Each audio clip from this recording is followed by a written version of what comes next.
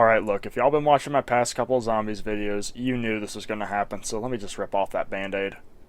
Moon is a map that is very controversial. There's no getting around it. Whenever the subject of this map comes up, there's always fights that happen in the comments. And I'd say that 99.99% of zombies players fall into one of two categories. Either they raise up this map, constantly praising it, and use this as a shining example of what zombies should strive to be, or they put it on a platform to condemn it and show as an example as to the mistakes that future zombies maps should avoid making. Most tier lists either have Moon in either S or A tier, or D and F. Very rarely will I see someone have a middle-of-the-road opinion on this map. It's usually in one of two extremes, and I am guilty of committing the latter. So let me go ahead and make my stance on this map clear.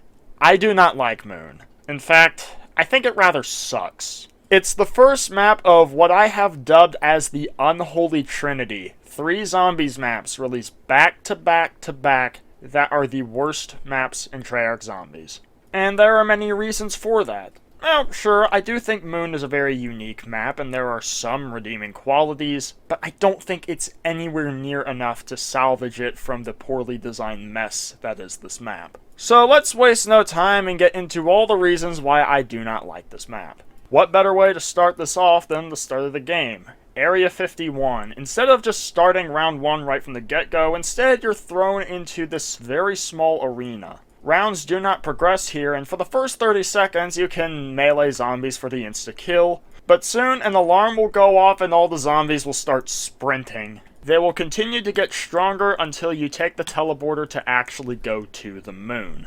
See, in theory, I think Area 51 is actually a pretty cool idea. If you're not confident in your skills, you can take the teleporter as soon as it activates and head straight to the moon. But if you are more confident in your abilities, you can stay and farm points from the zombies so that you have more to spend when you get to the moon, resulting in faster progression. Additionally, Pack-a-Punches here and Jug and Speed Cola swap places here, which means you can actually get a Pack-a-Punch M1911 here and or either Jug or Speed Cola depending on which one's here. And in solo, I think it is a pretty nice thing to have. But unfortunately, there's some issues with it. Reason number 1 why I do not like Moon. Area 51 kills co-op play. So remember that teleporter that takes you directly to the moon? Well, in co-op, in order to go to and from the moon, everybody in the game needs to be standing on the teleporter at once. Even if everyone else is on the teleporter, if just one person isn't, you're not going to the moon. This includes when teammates are down. And why is this a problem? Well, more often than not, when you enter a lobby of Moon, there's almost always going to be at least one person in your team who's either AFK, doesn't know what they're doing, is a noob and goes down, or thinks they're better than they are, tries to train, fails. Whatever reason, they go down and not on the teleporter pad. Everyone else, you're not leaving Area 51 until either the person bleeds out or gets revived and gets to the teleporter pad. However, if y'all are on the teleporter pad, then all the zombies that were in the main area of Area 51 are going to charge up the somewhat narrow stairs, and since all you have is a pistol, knife, and grenades, you're not fighting past it. So unless somebody is an absolute god at training, your game is going to end right there before you even get to the moon. And more often than not, this is how co-op games of Moon play out. It's like an exacerbated version of the problem on Shangri-La, but at least there you could experience most of what the map has to offer in co-op. You're just not going to see Pack-a-Punch, which was bad enough, but at least I could somewhat play on it. On Moon, though, more often than not, you're not going to get to the moon, meaning you're not really going to be able to have much fun. Even if you do manage to get to the moon, you're probably not going to be able to get back to Area 51, which is a problem because, like I said, not only is Pack-a-Punch there, but so is Jug and Speed Cola, which are very important parts of main progression. Maybe back in the day you could have gotten lucky and got a full team of 4 that were coordinated, but more often than not, this is not the case, and especially nowadays when the game doesn't have that many players because it's released 10 years ago for a console that's 2 generations old at this point. Hell, you're lucky if you can find a lobby, and even luckier if that lobby doesn't have hackers. But even back in the day, co-op play on this map was abysmal because of this. So if you're gonna play Moon, I'd highly recommend playing solo. But what about when you get to the Moon? Well, you'll quickly notice two things. Number one, it's low gravity because you're on the Moon. Number two, there's no oxygen. So you better grab that PES in front of you and put it on. Every part of the map is like this until you turn on the power, at which point the Tunnel 6, Tunnel 11, Receiving Bay, Laboratories, and Biodome will gain oxygen and regular gravity. Everywhere else, though, will still have low gravity and no oxygen. Now, I don't take any issue with the lack of oxygen because the PES is readily available, and on the case that you don't have one, there's a bunch of them scattered everywhere around the map. Like, I'm pretty sure every single airlock has one. So if you need to grab one, it's not very difficult. The low gravity, however, is a different story. Now, I get it, it's the Moon, it's gonna have low gravity, but I don't think I am exaggerating when I say that Treyarch did nothing with this idea. There was so much potential for a mechanic like low gravity, and they could have added some really cool traversal options or physics-based puzzles, but they just didn't. See, the thing is about the low gravity is that only your fall speed is really affected. Your jump height, however, is the same, which makes absolutely no sense, because if you're not weighed down as much, then the apex of your jump should be a lot higher than it would be under normal gravity. This could have added an interesting dynamic to training in low gravity, as you would have the ability to jump over zombies, but as it currently stands, you can't really do that unless you're already above the zombies, and the only place I can really seem to pull this off on a consistent basis is jumping down the stairs from the receiving bay. And I will say, diving down the side towards the Olympia down the stairs for the receiving bay is pretty cool, but it's a novelty that loses its charm pretty quickly. Hell, even the Easter egg didn't really seem to use the low gravity in any significant way, when I feel like they had such a perfect opportunity to do so. The closest Treyarch comes to doing anything with low gravity is the Bowie knife wallbite in the labs. It's placed on a part of the stairwell where having low gravity to aid your jump makes it much easier to grab. So if you want to get it, you'll likely want to either A, wait to turn on the power until you get it, or B, intentionally blow out the windows, sacrificing oxygen and gravity in that area to make it easier. But even then, it just makes it easier. You can still grab it without the low gravity. Sure, it's a lot harder and you have to angle your jump just right, but you can still do it and it's not even excessively difficult. Now, wasted potential is one thing. Sure, it doesn't really make the map better, but it wouldn't make the map worse. But unfortunately, that's not the only part of it. Reason number two why I don't like Moon all that much. Random flying and low gravity. I don't know why, but for some reason Treyarch thought it was a good idea to make it so that if you're sprinting in low gravity, you'll sometimes just randomly start flying off in whatever direction you're sprinting. The problem with this is that it's random and you have next to no mid-air control, which means if there's a horde of zombies in your way, well, tough luck, Buttercup. When I played this map as a kid, I first thought that it was because I was running and I would hit a bump or something and that would cause me to fly.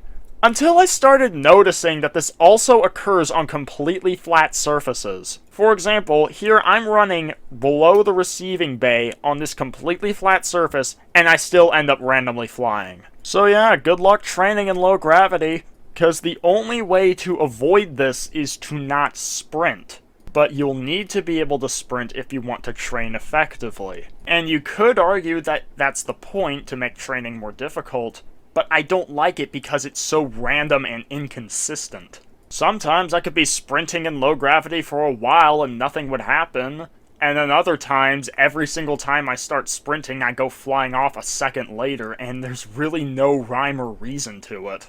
But enough about the low gravity, let's go talk about the map's design. So once you get to the Moon, you'll land in the receiving bay. From this point, you have two paths, either Tunnel 6 or Tunnel 11. Both of these are really short, and at the end they'll spit you out in the area with the power switch and the MPD. From here, you can run up the stairs into the laboratories, and then you can go to the upper laboratories, which splits off into a sort of triangle where one point is the end of the laboratories, the second point is the mule kick area where the teleporter to Area 51 is, and the third point is the biodome. Not a huge fan. Why? Reason number 3 why I don't like Moon all that much, it doesn't flow well. This map's design is a massive line. And yeah, the map is pretty big for Black Ops 1. I don't think it's quite as big as Call of the Dead, but I'm pretty sure it's bigger than every other map in the game. Being big on its own isn't really an issue, but what is an issue is the fact that you're traveling up and down the same line whenever you need to go somewhere. There's only one, possibly 2 shortcuts on this map. You can drop down from the teleporter area back down into the MPD room. That's a one-way shortcut, by the way. And the other potential shortcut is you can take the teleporter to Area 51, and then once the teleporter opens back up after 20 seconds, you can step back on it to go back to the receiving bay. But that's it. There aren't any other transportation methods other than hoofing it. See, as big as a map like Call of the Dead is, or some future maps like Origins, Mob of the Dead, or Der Eisendruck, there's usually multiple paths to get to where you need to go, so that doing so doesn't take you too long and often doesn't take you down the same path every single time. Like on Call of the Dead, if you're on the ship near the power switch and need to get to the lighthouse, you can take the flinger there. If you're at the top of the lighthouse, you can take the zip line over to the front of the ship near where Mule Kick is. Going from the cargo bay of the ship to the spawn room isn't really painful because there's a quick shortcut that leads there. Call of the Dead is a very interconnected map, while Moon just lacks that nuanced design. On its own, it's a fairly minor issue, but when combined with all the other problems this map has, it just adds up. It also doesn't really combine well with reason number 4 why I don't like Moon all that much. Jug and Speed Cola swap out with each other. So remember when I said Jug and Speed Cola were located in Area 51? Well, they're not there at the same time. You see, either Jug or Speed Cola will be there when the game first starts up, and then every time that you visit Area 51 after that, they'll swap out between each other. So if Speed Cola was there first time, then the next time it'll be Jug, and they'll just keep flip-flopping. The problem is, if you lose Jug by going down or something else, then you need to go back to Area 51 twice. So you run all the way over to the teleporter, because again, there's no transportation methods. Go to Area 51, it's Speed Cola there, so you can't grab Jug yet. Go back to the Moon, head back up to the teleporter, wait a couple of minutes for it to cool back down so you can head back to Area 51, go to Area 51, now you have Jug. It's needlessly tedious, and I do not like it in the slightest. Especially when combined with reason number 5 why I don't like Moon.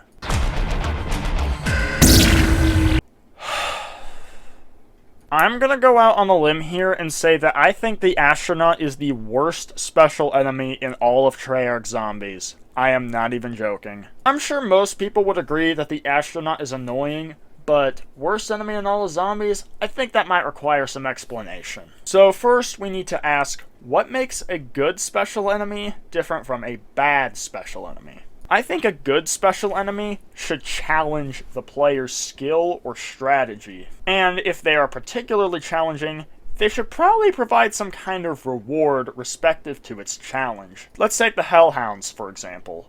They're a very simple enemy. They're fast and can swarm you if you're not careful, but to balance that out, they're very easy to kill and don't do as much damage as a standard zombie. As such, it makes sense that you don't get a massive reward for killing them, especially considering how often they spawn and how easy they are to kill. When there is a dog round, though, at the end, you'll get a max ammo. Fairly simple reward, but I think it's warranted. Let's ramp things up with the Pentagon Thief. Admittedly, he can blindside the player the first time around, but once you recognize his pattern, it becomes a matter of strategy. Once he sees you, he'll start sprinting at you and attempt to take your guns, but he'll always come from one of the teleporters. So if you know where the teleporters are, you need to think of where you can position yourself so that you have the most time to deal damage and take him out before he can get to you and take your guns. and the reward he gives depends on how well you manage to handle him. If he gets away with your guns, you'll just be given a max ammo as a sort of consolation prize. If he takes your guns but you manage to track him down and kill him, he'll also drop a fire sale in addition to a max ammo and giving you back your guns, so that way you can get the opportunity to improve your arsenal for next to no cost. If you can kill him though, before he takes any of your guns, you'll get a bonfire sale, which will allow you to upgrade your guns for really cheap. He's a tough challenge, but overcoming it provides a substantial reward. Hell, even something like Brutus, which charges at you, when you kill him, he gives you a whole bunch of points.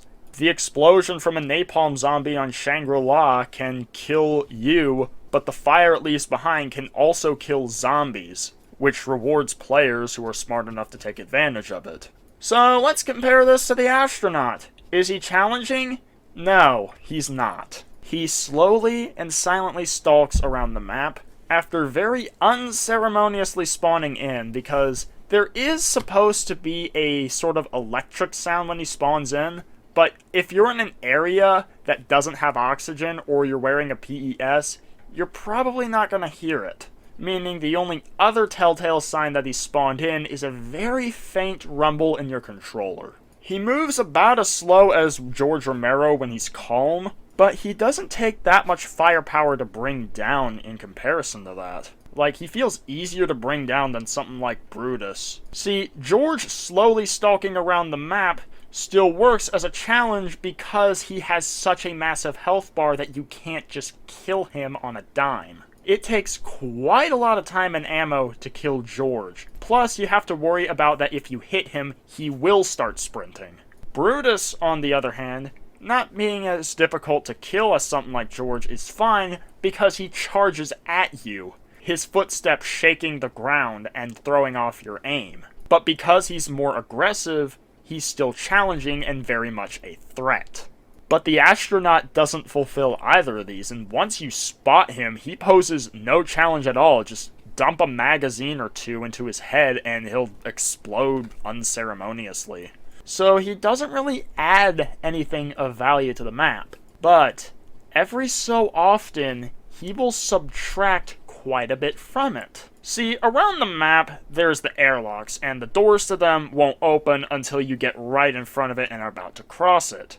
This messes with your visibility, but usually this isn't a problem.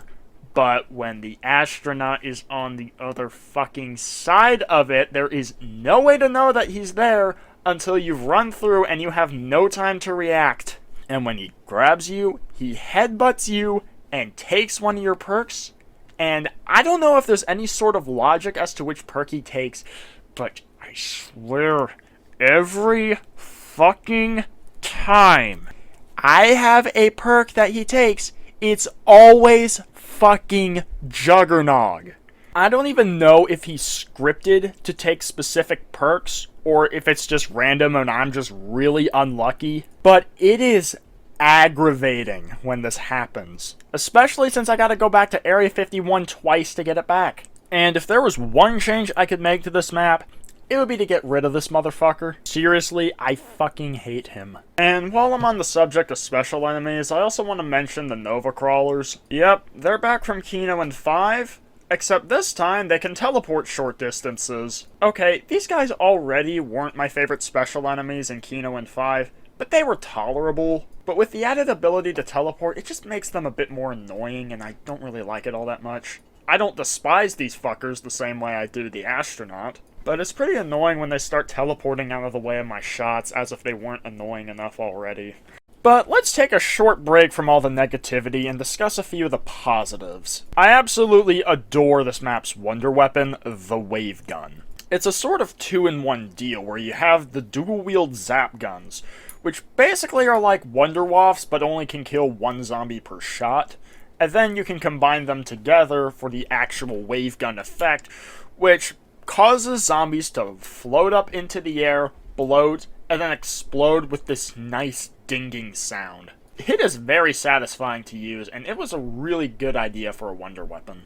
You have the wave gun itself to eliminate entire trains, and zap guns as just a sort of, the single zombie got in my path, now he's dead. It is pretty rare to get from the box, unfortunately. Additionally, the Gersh device returns from Ascension. I loved it there, and I still love it here, although it seems to be a lot harder to get it from the box on this map than it was on Ascension, which was already pretty rare. But we also have a new tactical equipment, the QED. Basically, whenever you throw out this grenade, you have a random chance of getting some random effect. Now, most of the time, it seems to be the same explosion that occurs when you kill the astronaut, but sometimes you'll get different effects. Sometimes it'll spawn in a gun that will spin around and fire, which will kill the zombies, but can also damage you. Sometimes it can spawn power-ups, and it can even spawn some red power-ups, where if the zombies pick them up, a bad thing will occur. Like a red max ammo will empty everybody's magazines instantly, forcing them to reload. A red random perk bottle will take away a random perk. Red insta-kill will cause people to die in one hit. Red blood money means that people will lose a set amount of points whenever a zombie picks it up. It's a really cool idea, just not particularly useful, but I can respect it nonetheless. Another thing is we have a new perk, Mule Kick. And I know some of you are wondering, wait a minute, wasn't this in all the previous Black Ops 1 maps? And yeah, it got patched in later, but they weren't there originally. It did not make its debut until Moon. What this perk does is it basically allows you to trade a perk slot for a gun slot. While this perk didn't really appeal to me too much because the perk itself is 4,000 points, and if you lose it, you also lose your third gun, which you spend probably at least 950 points to get, plus 5,000 points to pack-a-punch it. That's a really big investment, and it's quite a lot to lose if you go down, especially if it's a specific box gun. Getting it back can be hard if the RNG screws you over. But it's a really good perk, and in Black Ops 1 especially, a lot of people do seem to run it, and it was so popular that Treyarch even patched it into all the other maps in Black Ops 1, including the remasters of the 4 World at War maps. Another cool thing about Moon is the Hacker. This piece of equipment can be found in many different locations in the labs. Their spawn points are very obviously denoted because the labs themselves are very sterile white, so the brown squares of where the hackers can spawn is very obvious and stands out. As such, I never really needed to memorize where the spawn locations were. And this thing can do a wide variety of things. You can hack open doors for the low price of just 200 points, with the caveat being that you need to take 30 seconds to do so, leaving you vulnerable. If you bought a perk, you can actually hack the machine in order to refund it for full price in case you want to change your mind. Not that I really get much use out of that, except for getting the Perks in Space achievement, but if you're the indecisive type, then it's certainly useful. You can hack the Pack-a-Punch machine to deploy 3 barriers, which will block off the zombies, letting you Pack-a-Punch in peace, though you better be ready to fight your way out, because once those gates open, they're all gonna swarm in there at once. You can hack any power-up for 5,000 points to change it to a max ammo, or if it's already a max ammo, hack it for 5,000 points to turn it into a fire sale. If you spin the box and you don't like what you get, you can hack it for 600 points to re-roll it, and if you still don't like it, you can hack it again to get 950 points back and allow anybody to take it. If you're playing solo though, if you already hacked the box once, there's really no reason to not hack the box a second time because you can still take the weapon, but you get 950 points back, which means across the whole thing you only spent 600, but it's a cool feature. If you really don't want the box to go to a certain location, you can hack the empty box location to prevent the box from moving there for the next couple of movement cycles. And you can also hack your teammates to give points to them. The biggest drawback, though, is that carrying the hacker means you have to forfeit your PES, meaning you won't be able to breathe in areas with no oxygen, which, from an in-universe logic standpoint, makes absolutely no sense, like why I can't have a full suit PES while also carrying around this small brown square that could fit in my pocket. But then again, there's a lot of things that don't make sense from an in-universe logic standpoint in zombies already, so I'm not going to start questioning it now. And it makes sense from a balancing perspective. Although it does mean that you probably won't be able to hack the box out of 2 of its 4 locations because they're in areas that never have oxygen, and you'll probably not be able to hack the Mule Kick machine either. Believe me, I tried this once, but you just won't have enough time to run out, hack it, and get back to oxygen before you die. Something else the hacker is useful for is reason number 6 why I don't like Moon that much. The excavators. Once you turn on the power, then every 5 rounds or so, an excavator will attack the base. Excavator Pi can attack Tunnel 6, Excavator Omicron can attack Tunnel 11, and Excavator Epsilon will attack the Biodome. One of these excavators will go haywire and go after its respective target whenever an excavator round happens, and in order to stop it, you have to run all the way to the lab, grab the hacker, run all the way back to the receiving bay, or take the teleporter there, and hack the panel. Is this difficult? No, not really. I suppose if you don't know where the hacker is, then maybe searching around the labs can be a bit challenging. But once you have it, all you have to do is just either sprint all the way directly to the receiving bay, and assuming you're not just stopping and shooting or anything, or doing whatever, then the zombies should be far enough behind you that you'll have plenty of time to hack the panel and stop the excavator before the zombies catch up to you. Or if you do take the teleporter and then take it back, where it will put you right in the receiving bay, where you can safely hack the panel in like the 10 seconds or so that it takes the zombies to spawn back in. It doesn't really challenge the player, it's just tedious busy work. So just ignore it, I hear you say. Well, the problem with that is once the excavator attacks its respective target, that area will lose oxygen and gravity for the rest of the game. Once it breaches, there is no way to restore it.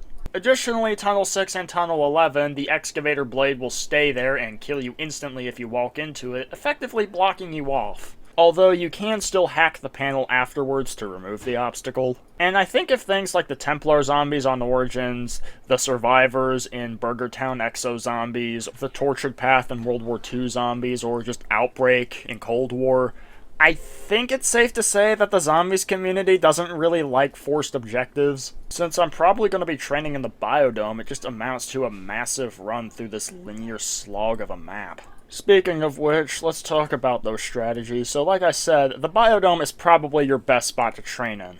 It has oxygen and gravity, so you don't have to worry about the random flying, and it's got a nice wide open area for you to train zombies in. There's multiple paths for you to escape, so you can always use them. Alternatively, you can try training in the receiving bay if you're a bit more skilled, or even run outside the receiving bay if you need to. There's also the area near Mule Kick, which could work as an effective training spot, provided you're willing to deal with the low gravity and random flying. Unfortunately, though, this map doesn't really have much in terms of good camping spots. I know there's a strategy with the wave gun in Tunnel 11, but that's usually more in context to the Black Ops 3 version because you have gobblegums to replenish your ammo. So there's that. Only other thing I can really think of for the main gameplay is that the receiving bay and the labs have windows, and if you use an explosive weapon near them, the window will break, causing the area to lose oxygen and gravity.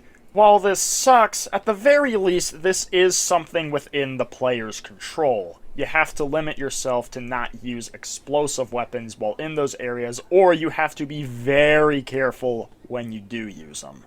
Because it's something consistent and not tedious, like, say, the excavators or the random flying, I actually don't really mind this all that much. Except, of course, when I'm playing co-op and little Jimmy blows out the windows when he's throwing grenades. But, of course, that's assuming I even get to the moon in the first place. So yeah, before I move on to the side quests and main quests, only other thing I have to say is, reason number 7 why I don't like Moon all that much, it doesn't look great. Yes, this is a nitpick. Ultimately, visual style has very little impact on the actual enjoyment of the map because it doesn't have anything to do with the gameplay. But at the same time, this entire map is just dull, gray, and lifeless, and I understand the moon is supposed to be dull, gray, and lifeless, but Griffin Station is as equally dull, gray, and lifeless as the surface of the moon. I always felt that Griffin Station is like the only semblance of order in this vast expanse of nothingness. I mean, you're literally looking out into the void of space, and I will say this map does capture the feeling of existential dread. It's just looking at Griffin Station, it's visually unappealing. Everything is either dull gray and brown, except for Tunnel 6, which has a little bit of purple in there to spice things up, and the labs, which trade the dull gray and brown for a sterile white. Those are the only two areas of the map that visually have a really nice theme. Everything else is just very bland, and I don't like it. I really feel like they could have added just a bit more color to Griffin's station, but still capture the existential dread of being trapped on the moon, which I'll talk more about when I get to the Chronicles version. So with that out of the way, let's move on to the side quests. As is typical for maps in Black Ops 1, the side quests basically just amount to the music Easter eggs. The main one is Coming Home, which you activate by holding X on 3 teddy bears around the map, and I'm not exactly the biggest fan of it because Screamo just isn't my thing, but if it's your thing, then you'll probably love it. There's a second one that plays the song Nightmare by Avenged Sevenfold, and I've never done this myself because the process is very tedious, not to mention annoying. See, you have to be playing in co-op to do this. Somebody needs to stay in the receiving bay and let Tunnel 6 and Tunnel 11 get breached by the excavators and don't hack the panel. One person needs to be trapped there, and everybody else needs to be in the rest of the map. Then the trapped player needs to intentionally down themselves and bleed out, and then when they respawn, they'll get an achievement, and the song Nightmare will start playing. Personally, I don't find intentionally killing myself as well as intentionally breaching Tunnel 6 and 11 with the excavators to be worth the music Easter egg, so I've never done this myself. But, I mean, cool, I guess. There's also a few 8-bit remixes of some songs in older COD Zombies maps that you can hear by activating computer terminals, but you have to be standing next to them in order to actually hear it. And that brings us to the main Easter egg. Like I said earlier, Moon is a very controversial map, with most people either loving the map or hating the map, but what I've seen is that no matter what side of the fence people seem to fall on, something they agree on is that Moon has one of the best Easter eggs of all time. This has been talked about since the Easter egg release back in 2011, and is still talked about to this day, and with so many opinions floating around cyberspace, I mean, what more could I possibly say about it that hasn't already been said? Reason number 8 why I don't like Moon all that much. The main Easter egg. I am fairly certain that a lot of y'all have dropped jaws when you heard me said that I don't like Moon's main Easter egg. I'm just gonna put it bluntly, I think Moon has one of the worst main Easter eggs of all time. If you need to pause the video to verbally berate me, go ahead. Got it out of your system? Okay, let me explain myself. My issue is not with the story or the reward. I think those are really good. Richtofen opening the MPD and swapping souls with Samantha, gaining control of the zombies, and all the zombies turning blue, Richtofen becoming the announcer while the player who was Richtofen now plays as Samantha Maxis. I think that's pretty cool. And of course the ending where you blow up the earth and everybody gets all 8 perks as a reward for the rest of the game. That's pretty cool. And I don't want to deny that. But Moon fucks up the most important aspect of the main Easter egg, and that's the actual gameplay. So let's go through this Easter egg and explain why I don't like it. So the first step, turn on the power, then you need to do the Samantha Says step. I actually don't mind this step, it would later get overused in later Zombies maps. Because this is the first time that this has been present, I don't take issue with it here, and it's actually kind of interesting. Second step, go to the lab, hack the panels. This is very simple, doesn't really have much depth to it, but it's inoffensive. It's the third step where this entire Easter egg derails into a fucking train wreck. See, what you need to do is you need to get Excavator Pi to breach Tunnel 6. Now, I'm just going to gloss over all the downsides that come with letting the Excavator breach Tunnel 6. As annoying as that is, that's not the real issue. The real issue is that which Excavator attacks which part of the base is entirely dependent on RNG. If you're lucky, you'll do the first 2 steps and then Excavator Pi will breach Tunnel 6 on round 5. If you're unlucky, you could be on round 40 and Excavator Pi still hasn't attacked fucking Tunnel 6. This is a problem, because it means your progression through the Easter egg is not based on your skill or strategy or how well you optimize your run. It's dependent on how lucky you get, and that is not fun. At least on the excavator step, something you can do is let the excavators breach their targets and do not hack them back up. because doing so will guarantee that excavator pie will reach Tunnel 6 by round 15. Of course, doing so requires you to sacrifice oxygen and, more importantly, gravity in the biodome and Tunnel 11.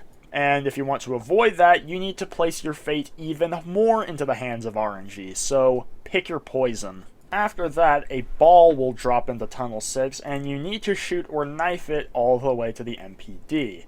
The route it takes is scripted, which is a double-edged sword. On one hand, it means you don't have to worry about losing the ball, since it takes the same route each time. You can keep looking at where it's going to be. And you also don't have to worry about it going out of bounds or somewhere you can't reach. On the other hand, this removes any thought or strategy that might have gone into this step. Like, it could have been really cool if you had to use the physics of low gravity to bounce the ball to where you need it to go. So they went with a safer option. However, there's a bit of a problem. See, shortly after the ball starts moving, it'll get stuck on this antenna on the receiving bay. How do you get it unstuck? You need the wave gun. So you have to roll it from the box and shoot the ball to get it unstuck. And after that, you can get rid of the wave gun because you do not need it for the rest of this Easter egg. Okay, seriously, this just seems like a way to force the player into using the map's wonder weapon for the main Easter egg. But is this really the best you could have done? Is knocking a ball off a satellite dish really the most unique way you could have used this? Maybe this wouldn't be a problem except for the fact that getting this thing from the box is, once again, determined by RNG. At least you did have a way to sort of cheese the RNG for the excavator step, but there's no beating around the bush. You will get stonewalled on this step if you are not lucky. Granted, Call of the Dead and Shangri-La also required you to pull the wonder weapons from the box, but on those Easter eggs, that was pretty much all the RNG that was required. Not to mention, this might just be me and my experience, but I swear the VR11 and the baby gun respectively are easier to pull from the box than the wave gun is on Moon. And both of those maps had unique implementations for those wonder weapons in their Easter egg, which made sense as to why you needed them. Moon doesn't. Plus, on Call of the Dead, you didn't even need to get it until the very end of the Easter egg, and if you did get to the last step and you still didn't have it, it would actually increase your odds of pulling it from the box. But to my knowledge, Moon does not do this. Once you do knock it down, just continue moving the ball, it'll slot into the MPD, then you need to fill up one of the soul canisters with zombies. This is actually somewhat a challenging step, so nice to have it. Then flip the nearby power switch and you'll get the Cryogenic Slumber Party achievement that you get for doing half of the Easter egg. Then you gotta get some wire from the lab, then you need to get the plates from Area 51 which you knock down with a grenade, and then to actually bring them into the map, you need to hit the box until you get the Gersh device, which mind you is already really fucking difficult to get from the box, adding further to the amount of RNG you need in order to do this Easter egg. Then you'll teleport them to the moon, and then you need to put them on the computer, so you'll just pick them up and place them on the... No. To move the plates like 20 feet over to the computer, you need to go hit the box and get the QEDs. Why? To move them like 20 feet? Like, why can't I just pick up the damn plates and put them there? Then, whoever's playing as Richtofen spams X on the computer as he and Maxis deliver some story details. Then you pick up the goldenrod, bring it over to the MPD, place it, and then you basically do the soul canister filling step, except this time there's 4 of them, and this is probably the best step of the whole Easter egg since it's at least mildly challenging. This will open the MPD, allowing Richtofen to go up and switch souls with Samantha. And whoever's playing as Richtofen will get their permanent perk reward at this point. Then to finish the Easter egg and get the Big Bang Theory achievement, you need to do the Samantha Says step 3 more fucking times, and then you need to go get the Gersh device again from the box, and then throw it at the ball, and it'll launch the missiles towards Earth, giving you the achievement and everybody their permanent perks. See, the thing is, if there wasn't so much damn RNG required for this Easter egg, it would actually be pretty good. But the problem is, there are at least 4 points throughout the Easter egg where you can get completely stonewalled because of bad luck. Which means, being able to complete this Easter egg doesn't come down to how skilled or how smart you are, but how lucky you are. And that's just not fun in the slightest. Now, I was fortunate enough to find a lobby of 4 people sometime back in 2016 who basically carried me through this whole Easter egg. Which is good because you cannot do this Easter egg solo for some damn reason. Even though there are literally no steps that wouldn't be able to be done with just one person, the game soft locks you from getting the Big Bang Theory achievement and doing the whole Easter egg if you're playing by yourself. You can do up to the cryogenic slumber party part solo just fine, but you can't do the whole thing, and I just don't know why. It makes no sense. And then, of course, there's the fact that if you even want to be able to attempt this Easter egg, you have to have done both Call of the Dead and Shangri-La's Easter egg before doing this one.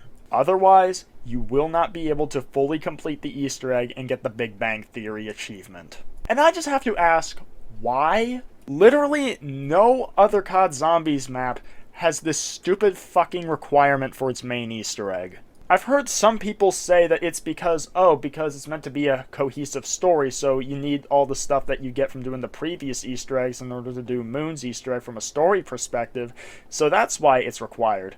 Well, if that's the case, then number one, why isn't Ascension also required because you need to repair the Casimir mechanism? And B, how come none of the future Easter eggs have this? I know that in Buried there is the endgame Easter egg, which serves as Black Ops 2's super Easter egg, but you can still do the main Easter egg on Buried without having done any of the other ones. And in Black Ops 3, yeah, you need to have done all the previous Easter eggs in that game in order to do the super Easter egg in Black Ops 3. But you can still do Revelation's main Easter egg without having done them, you just won't get the rewards. But my main takeaway from this is that if the Easter egg isn't fun to do, why would I want to do that?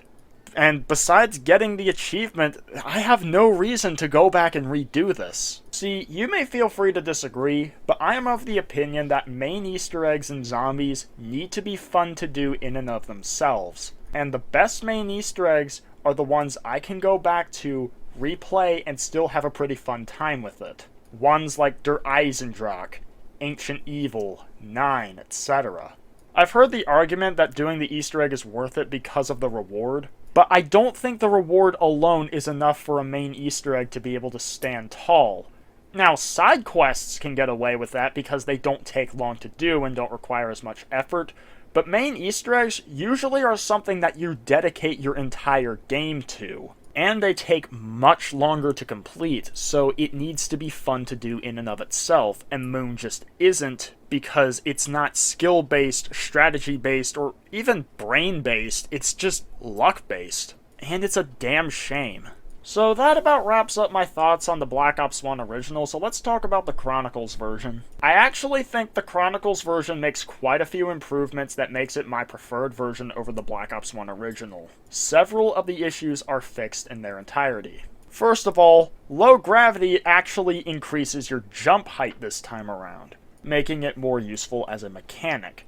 Additionally, and more importantly, low gravity does not have you randomly flying off in the direction you're sprinting, which means training in low gravity areas is now viable again. Black Ops 1 guns have been replaced with the Black Ops 3 weapons, gobblegums have been added, and the map itself has received a visual overhaul that looks so good. It still captures the existential dread of being stranded on the moon, but Griffin Station is a lot more visually appealing, which is exactly what I wanted the Black Ops 1 version to do, so I'm glad they fixed it here. The only downside of the visual upgrade is because the labs aren't sterile white anymore, it makes finding the hacker a lot harder because it blends in much more, which is why I never bothered memorizing the spawn points until the Chronicles version released. Maybe they could have kept the lab sort of white and just added a few more details here and there so that the hacker still stands out. But it's only really a minor issue, I suppose. If you keep wandering around the edge of it, you'll find it eventually. Okay, so after I initially recorded this segment, I had to go back to Black Ops 3 Moon again because I needed to get one last bit of footage, and after playing it again,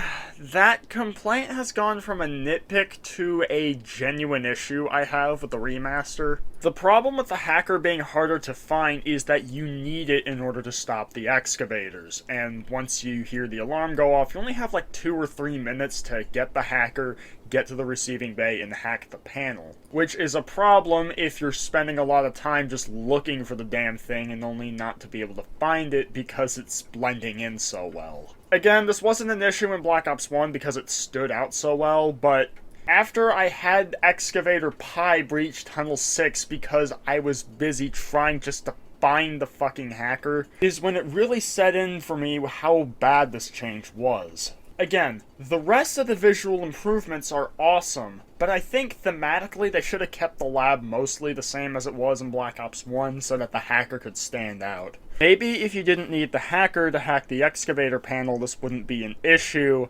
but you do. So it is. The astronaut is still here, and he's still annoying, although they added a feature where if you start holding back on your movement thumbstick as soon as he grabs you, you can actually escape his grip. The timing is still strict, and it's a band-aid solution to an overall bigger problem, but I'd rather have it than not. You can actually hear much better with the PES on than you could in the original, which is also nice. And PhD Flopper got replaced with Widow's Wine. Additionally, they made it so that the main Easter egg can be done solo, and you don't need to have done any of the other Easter eggs in order to do it. Unfortunately, the steps themselves haven't been changed, and they're still very reliant on RNG. In fact, in some cases, the RNG has actually been made worse, because Black Ops 3 has a lot more weapons out of the box, and I don't have any data to back this up since the code is proprietary to Activision, but I swear the wave gun and the Gersh devices are a lot harder to get in the Black Ops 3 version. Which means doing this Easter egg is an even bigger clusterfuck. Like, I'm not even joking, one time I used 3 whole Immolation Liquidation Gobblegums, and I still never got the fucking wave gun.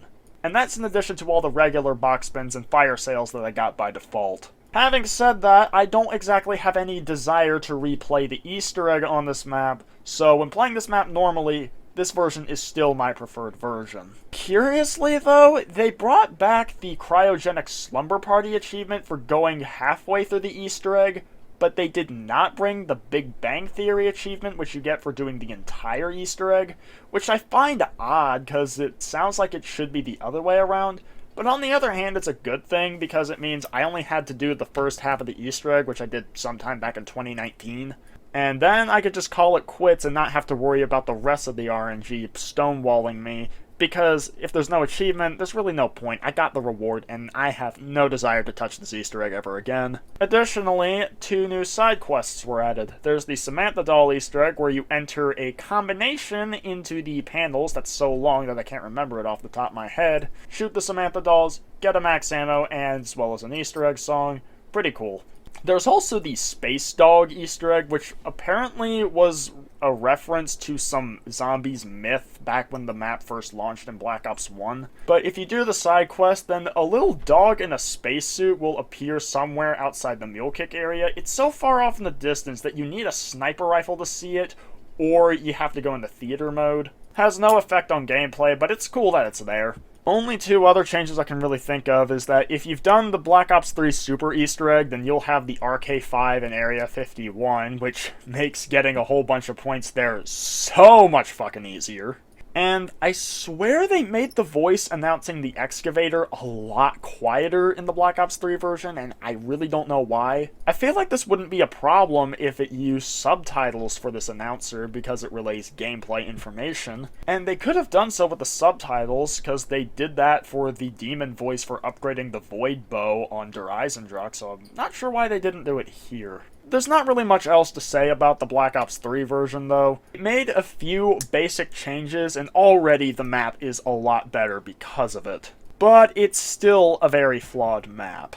And I think that brings us well into our final ratings. I'm gonna give the Black Ops 1 version of Moon a 2.6 out of 10. There is some fun to be had here, and it is a really unique idea for a zombies map, but just because something is unique doesn't necessarily mean it's good. Things like the wave gun and the hacker are nice, but there's just way too many flaws baked into the core of the map for me to ignore. The astronaut, the excavators, Area 51, the random flying and low gravity, it all adds up to really bring down this experience as a whole, and I just don't like it all that much. Having said that, I think the improvements to the Black Ops 3 version are enough to elevate this map to a 4.4 out of 10. While I really don't like the Black Ops 1 version all that much, the Black Ops 3 version is actually pretty decent. Now, it's still flawed, but some of those flaws have been eliminated entirely and others have been alleviated to be less annoying.